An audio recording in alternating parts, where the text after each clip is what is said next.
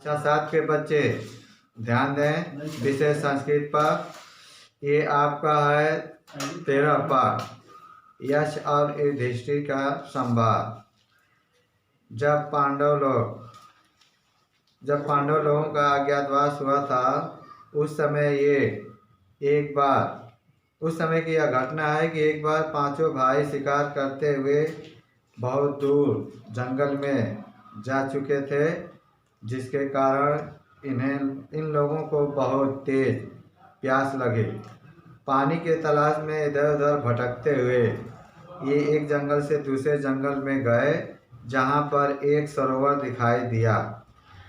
दूर जाने के कारण और धूप के कारण थके होने के वजह से ये लोग एक वृक्ष के नीचे पांचों भाई एकत्रित हुए और युधिष्ठिर एक एक करके सबको बोले कि आप दोनों लोग आप एक एक करके जाकर सरोवर के तट पर अपना जल पीकर प्यास बुझाइए। जैसे ही ये छोटे दोनों भाई गए, नकुल और सहदेव, वे लोग जैसे ही सरोवर के पास पहुंचे वैसे ही आकाशवाणी होता है कि आए मानव, पहले मेरे प्रश्नों का उत्तर दो, तब इसके बाद तुम अपने अंजुलि से जल उठाओ। ये दोनों भाई सोचे कि पहले प्यास बुझाया जाए, तब इसके बाद जो मानव के भेष में बोल रहा है उसके प्रश्नों का उत्तर दिया जाए। ये दोनों लोग पहले अपना प्यास बुझाने के लिए सरोवर से जल को ग्रहण किए। जैसे ही जल को पिए वैसे ये लोग मूर्छित हो पड़े और जमीन पर गिर पड़े। जब देर हुआ तब ये भीम अपना गदा के बल पर गमन करते हुए अपना उस सरोवर के पास पहुँचे तो देखे कि दोनों भाई मूर्छित पड़े हुए हैं। इनको भी बड़ी तेज रूप में प्यास लगी हुई थी। ये भी प्यास के कारण इधर उधर छटपटा रहे थे। सोचे कि पहले प्यास बुझा लें, तब अपने भाइयों के विषय में जानकारी लें। ये भी जैसे सरोवर के पास पहुँचे और जल उठाना चाहे अंजुलि से, वैसे ही मानव के रूप में आकाशवाणी होता है कि आए मानव, पहले मेरे प्रश्नों का उत्तर दे लो, तब जल ग्रहण करो। भीम इधर उधर देखते रह गए कि कौन बोल रहा है, कौन है, कोई नहीं दिखाई दिया। तब इनको आश्चर्य हुआ कि मानव के रूप में कौन बोल रहा है। फिर यह इधर उधर ध्यान दिए तो कोई दिखाई नहीं दिया। तब इन्होंने सोचा कि पहले जल को ग्रहण कर लूँ, तब इसके बाद मैं जल ग्रहण अपना भाइयों के विषय में पता लगाऊँ। यह भी उसी क्रम में अपना अंजुलि से जल सरोवर से उठाने लगे और जैसे ही जल ग्रहण किए वैसे ही मूर्छित हो पड़े और मूर्छित अवस्था में भूमि पर गिर पड़े। जब देर हुआ युधिष्ठिर के पास ही न पहुँचे, तब धनुर्धारी अर्जुन कहे कि हे भैया, अब मैं जा रहा हूँ अपने भाइयों के विषय में पता लगाने की। जल पीने के लिए लोग गए तो वो क्यों नहीं वापस आए।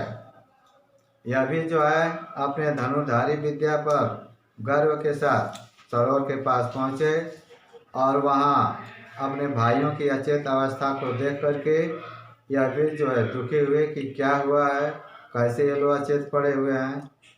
फिर भी इनको एक तरफ प्यास बहुत ही कष्ट पहुंचा रहे थे, तो उस समय यह भी सोचे कि पहले अपना प्यास बुझा लूँ, तब इसके बाद इन लोगों के विषय में जानकारी लूँ। अर्जुन भी सरोवर के पास गए और अपने अंजुलि से जल उठाकर पिए। जैसे अंजुलि अपना जल लगाए सरोवर में, वैसे ही आकाशवाणी हुआ कि आए अर्जुन, पहले मेरे प्रश्नों का उत्तर दो, तब इसके बाद तुम जल ग्रहण करो। वह अर्जुन अपना सोचे कि पहले मैं प्यास बुझा लूँ, तब इसके बाद इस प्रश्नों का उत्तर दूँ। यह भी अपना अंजुलि से जल उठाकर पानी पिए और बेहोश अवस्था में जमीन पर गिर पड़े। जब चारों भाई वापस नहीं आए, तब युधिष्ठिर बड़े व्याकुल के साथ उस सरोवर के पास पहुँचे और अपने सभी चारों भाइयों को अचेत अवस्था में देख करके हैरान रह गए। इनको भी प्यास बहुत तेज लगी हुई थी। यह भी सोचे कि चले पहले जल ग्रहण करें, प्यास बुझाएं, तब इसके बाद भाइयों के विषय में पता करें। जैसे यह भी सरोवर के पास गए और अपना अंजलि से जल उठाना शुरू किए, वैसे ही आकाशवाणी हुआ कि आए युधिष्ठिर, पहले मेरे प्रश्नों का उत्तर दो, तब इसके बाद जो जल ग्रहण करो। यह बहुत ही बुद्धिमान व चतुर थे।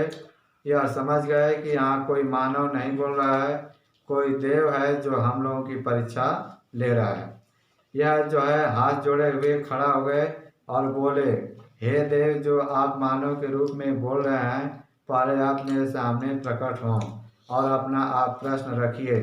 मैं आपके प्रश्नों का उत्तर दे करके ही जल ग्रहण करूँगा। उसी समय की यह घटना का वर्णन किया गया है। और जब युधिष्ठिर अपना यशदेव से कहे कि आप प्रश्न रखिए, मैं आपके प्रश्नों का उत्तर दूंगा, तब उस समय यशदेव कह रहे हैं कि हे युधिष्ठिर, सुनिए, किंस्वत गुरुतरम भूमे किंस्वत उच्चतरम च खा। भूमि से बड़ी कौन है और आकाश से ऊंचा कौन है? किंस्वत शीघ्रतरम वायो किंस्वत बहुतरम तीव्रा। हवा से तेज चलने वाला क्या है और तिनके से बहुत हल्की क्या है? तब युधिष्ठिर बोले, माता गुरुतरा भूमि। हे यशदेव, माता जो है भूमि से बहुत बड़ी है। खाता पिता च उच्चतरा तथा, और वैसे ही पिता आकाश से ऊंचे हैं। माना शीघ्रतरम वातात चिंता बहुतरी तीव्रा। और मन जो है हवा से, वातात माने हवा से तेज चलने वाला है। चिंता बहुतरी तीव्रा, और चिंता जो है तिनके से भी बहुत हल्की है।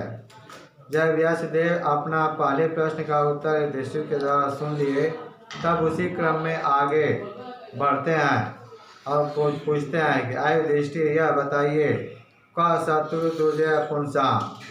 पुरुषों का कौन सा ऐसा शत्रु है जिस पर बड़ी कठिनाई से विजय प्राप्त की जाती है? क च व्याधिर अनंत का, और कौन सा ऐसा रोग है जिसका कोई अंत नहीं है? कीदृशश्च स्मृता साधु, किस तरह के सज्जन व्यक्ति को याद किया जाता है? असाधु कीदृशा स्मृता, और किस तरह के दुष्ट व्यक्ति को भुला दिया जाता है? युधिष्ठिर बोले, हे यशदेव, आप अपने प्रश्नों का उत्तर सुनिए। क्रोध सुदुर्जय शत्रु, मनुष्यों का क्रोध ऐसा शत्रु है जिस पर बड़ी कठिनाई से विजय प्राप्त होती है। लोभ व्याधिर अनंत का, लोभ ऐसा रोग है जिसका कोई अंत नहीं है। सर्वभूत हिता साधु स्मृता, सर्वभूत हिता का अर्थ सभी प्राणियों पर दया करने वाला, सभी प्राणियों की भलाई करने वाले सज्जन व्यक्ति को याद किया जाता है। असाधु निर्दया स्मृता, और निर्दयी दुष्ट व्यक्ति को भुला दिया जाता है। इन चारों का फिर से एक बार हिंदी देखिए। यश बोले, है युधिष्ठिर, बताइए, भूमि से बड़ी कौन है और आकाश से ऊंचे कौन है? हवा से तेज चलने वाला क्या है और तिनके से बहुत हल्की वस्तु क्या है?